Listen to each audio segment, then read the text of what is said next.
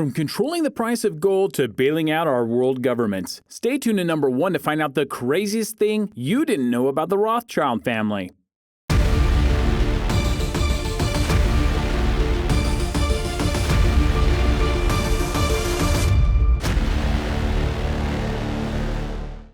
Number 10. Wealthiest family in human history. While you're unlikely to find many mentions of the name Rothschild in any of the world's richest lists, this does not mean that they are not wealthy. Instead, they're just really secretive about it. So secretive, in fact, that many people don't even realize exactly how far-reaching their control is. Their vast fortunes have been spread over hundreds of heirs over the years, diluting any one person's personal fortune. But despite this, there are still extraordinary numbers of Rothschild individuals with enormous personal wealth. British financiers Jacob Rothschild and Sir Evelyn de Rothschild have, between them, amassed over $25 billion. And, as they have always been wealthy, they've been responsible in one way or another for shaping the world as we know it. Number 9. Narrow family tree. Before we talk about the inbreeding within the Rothschild family, take a moment to like this video and subscribe to our channel. Also, it's important that you click that little notification bell to ensure you get notified of all of our updates. As was the way with royals and noblemen at one time, keeping it in the family was a way of ensuring that wealth and power were not spread too far afield. Mayer Amschel Rothschild arranged many of his family's marriages, so that if they wanted to keep their hands on their vast inheritance, they needed to marry their cousin.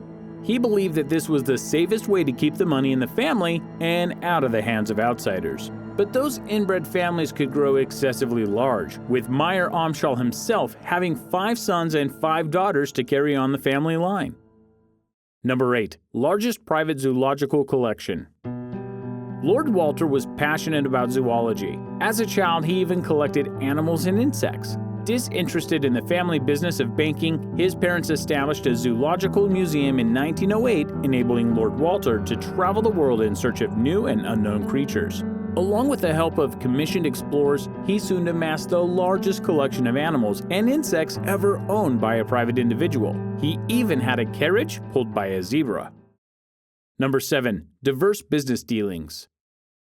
The family's initial fortune was amassed in banking, but not just any kind of banking. In the late 1700s, Mayer Amschel Rothschild found himself in a unique position to deal directly with the Crown Prince Wilhelm Landgrave of Hesse-Kassel, eventually earning the title of Crown Agent. But today, banking is not all this family is famous for. In 1853, Nathaniel de Rothschild started a vineyard and winery. For the last 150 years or so, they have been producing wine under the label Chateau Mouton Rothschild. This new venture caught on within the family, and soon James Mayer de Rothschild bought the vineyard next door and began producing Chateau Lafite Rothschild. Now the Rothschild family owns a multitude of wine estates in France, Chateau Clerc Milan and Chateau de la Muette, to name a few. But it doesn't end there. Today they control some of the world's largest mining companies, including the famous Rio Tinto Zinc Corp. The family is involved in many of the major real estate deals around the world, controlling much of the world's energy resources, GMOs and mixed farming, non-profit organizations, and they have even helped to finance Donald Trump's famous Taj Mahal casino. Number 6. Ties to the Vatican.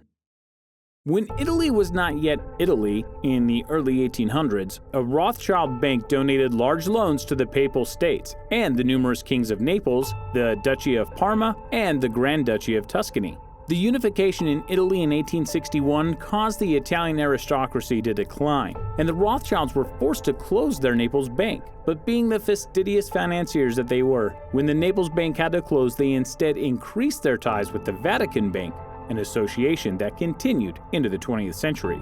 In fact, when Karl von Rothschild met Pope Gregory XVI in 1832, he was not even required to kiss the Pope's feet, as would have been customary. Number 5. Highly influential. This may sound a bit far-fetched, but stay with me. As has always been the case, when anything in the world requires a huge sum of money, a member of the Rothschild family is there, ready and waiting. This was true in the 1850s when they were involved in the construction of the Suez Canal, a vast 119-mile man-made canal connecting the Mediterranean Sea to the Red Sea through Egypt, a venture that those constructing it believed would increase trade across the world. At the forefront of support of this venture was the Rothschild family, who were very influential in Britain's decision to buy shares in the project. So much was the influence of the Rothschilds that the then British Prime Minister Benjamin Disraeli purchased these shares without even consulting Parliament. Another example of the Rothschild family's influence in the world affairs is their involvement in the independence of Brazil in the 1820s. When Brazil began seeking independence from their parent state, Portugal, many battles were fought, bringing instability to the country. Eventually, the Portuguese agreed that Brazil could be declared independent, but only if they paid compensation to the Portuguese government. This compensation was £2 million sterling, and Nathan Meyer Rothschild funded this not out of kindness, but out of a calculated business decision, as there was an agreement in place that Brazil must take on the debt that the Portuguese government had to Nathan Meyer's company, and M. Rothschild & Sons. In modern times, there are many political influences and connections that are present. We've already talked about ties to financing Donald Trump, but you might not know that President Trump's daughter, Ivanka, was once dating the grandson of Nathan Rothschild.